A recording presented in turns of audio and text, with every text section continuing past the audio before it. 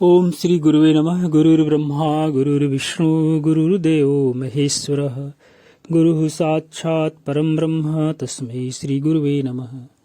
भगवान श्रीमद् भगवद गीता के 5वें श्लोक के 5वें अध्याय के 7वें श्लोक की व्याख्या श्री ज्ञानेश्वर जी महाराज कह रहे हैं कि जो लोग माया और मोह से अपने मन को हटाकर एकदम अलग थलग कर लेते हैं और गुरु के उपदेश से अपने मन का सारा मल धोकर शुद्ध कर डालते हैं तथा उसे बड़ी दृढ़ता से आत्म स्वरूप में अच्छी तरह से स्थापित कर देते हैं। जैसे लवण जब तक समुद्र में नहीं पड़ता तब तक तो वह समुद्र से भिन्न और आकार की दृष्टि से उसके समक्ष बहुत ही तुच्छ जान पड़ता है, पर जब वही लवण समुद्र में घुलकर उसके साथ एक जीव हो जाता है तब वह भी समुद्र की भांति व्यापक और अनंत हो जाता है। वैसे जिसका मन संकल्प विकल्पों से निकलकर चैतन्य में मिल जाता है और उसके साथ समरस हो जाता है, वह मनुष्य यद्यपि देखने में देश काल की दृष्टि से अन्यान्य लोगों की तरह एक देश में स्थिर जान पड़ता है, तो भी वह अपने आत्म स्वरूप से तीनों लोकों को आच्छादित कर लेता है। अर्थात ऐसे मनुष्य के विषय में कर्ता, कर्म और इसी तरह के अन्य बातों का सहज में अंत हो जाता है और तब वह चाहे सब कर्मों करता ही क्यों न हो तो भी वह सदा अकर्ता ही रहता है। भगवान हमारे श्री अखंडानंद सरस्वती जी क्या कह रहे, इसलिए कह रहे हैं ठीक है, यदि यह कहो कि कर्म करने में तो कुछ न कुछ लेप लगेगा ही और यह उक्ति हुए बिना नहीं रहेगी कि काजर की कोठरी में कैसो हूं सयानो जाए, एक रेख काजर की लागी है पे लागी है, लागी है पे लागी है।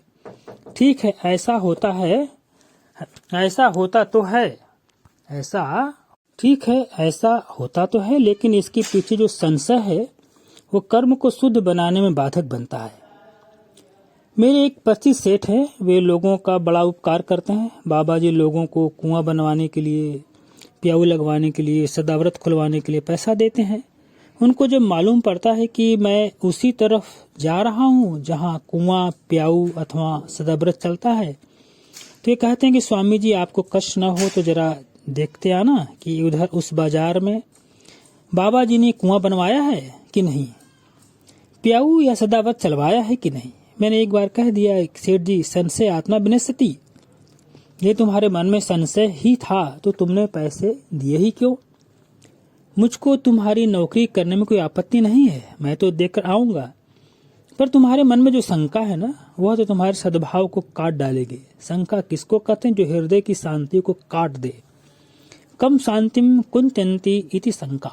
जो शंकालु है वह पहले अपनी शांति का ही नाश करता है। जो शंकालु है वह पहले अपनी शांति का ही नाश करता है। इसलिए योग युक्त तो विशुद्ध आत्मा, कर्म करोगे तो अंतःकरण शुद्ध होगा। अंतःकरण शुद्धि का लक्षण यही है कि मन और इंद्रिय अपने वश में हो जाती हैं।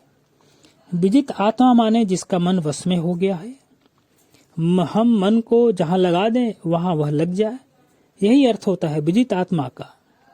इसी तरह जितेंद्रिय का अर्थ यह नहीं कि आंख फोड़ लिया, कान को बहरा कर लिया, जीभ काट कर फेंक दी, इसका नाम जितेंद्रिय नहीं है। जितेंद्रिय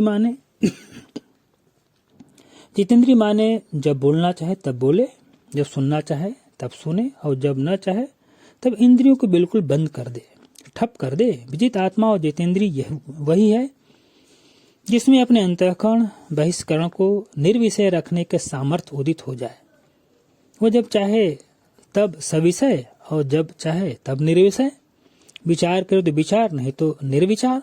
सर्वभूतात्मा इसका अर्थ है कि अपने पराये का भेद नहीं है।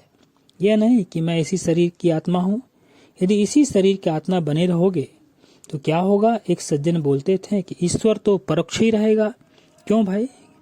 क्योंकि भाई ईश्वर परोक्ष क्यों रहेगा?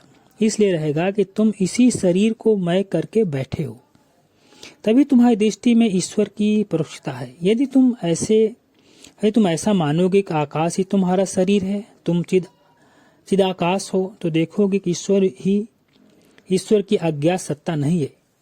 ईश्वर परोक्ष नहीं है, बिल्कुल अपरोक्ष है। आज कोई ईश्वर की व्यापकता के बारे में पूछ रहे थे। हम ईश्वर में मूर्त संयोगित्व रूप विभुत्व नहीं मानते हैं कि जैसा न्यायिक लोग, आर्य समाजी लोग, ईसाई लोग, मुसलमान लोग मानते हैं।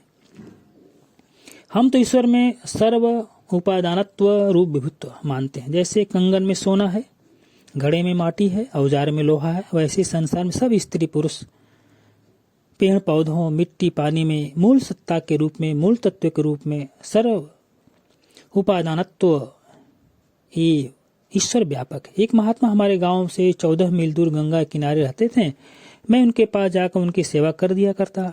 उनकी जात पात कुछ पता नहीं था। वे नंगे रहते। 80, 85 या 90 वर्ष की उनकी उम्र थी। मैं उनके पास जाता तो उनकी रसोई बना दिया करता था। वे जब खा लेते थे तब मैं उनका प्रसाद खा लेता था। जब ये बात मेरे गांव के ब्राह्मण को मालूम हुई तब वे मुझे बुलाकर लोग इकट्ठे हुए और बोलेंगे, बाबा हमारे यह बालक तुम्हारा झूठा खाता है। तुम बताओ कि तुम्हारा दूध क्या है, तुम किस जात में पैदा हुए। इस पर बाबा ने जवाब दिया, गुरुजी जो चींटी है सो मैं हूँ, जो मच्छर है सो मैं हूँ, जो पेड़ पौधा है सो भी मैं ही हूँ। इस उत्तर से हमारे गांव के ब्राह्मण संतोष नहीं हुआ। उन्होंने बहुत जिद की। तब बाबा ने कहा, आप लोग यह जानकर क्या करोगे हमारा जन्म कहाँ हुआ है, किस कुल में जन्म हुआ है, हमने अब तक क्या किया है, किस यूनिवर्सिटी में पढ़ा हूँ और कौन सी डिग्री प्राप्त की है। अरे न्यायाचार्य, वेदांचार्य की उपाधियां लिखने के लिए सन्यासी नहीं हुआ जाता है। BA MA और डॉक्टर लिखने के लिए भी सन्यासी नहीं हुआ जाता है। सन्यास के लिए कहा जाता है कि आत्मरतम न प्रकाशम, वह अपने पूर्व चरित्र को प्रकाशित न करे। इसलिए समझो कि जो सबका आत्मा है वही मेरा आत्मा है। चोर चमार की आत्मा भी मैं ही हूँ, सांप बिच्छू की आत्मा भी मैं ही हूँ, माया उपाधिक ईश्वर की परमात्म स्वरूप आत्मा भी मैं ही हूँ। यह है भूतात्मा। एक और महात्मा थे भगवान राम भगवान, आगे कल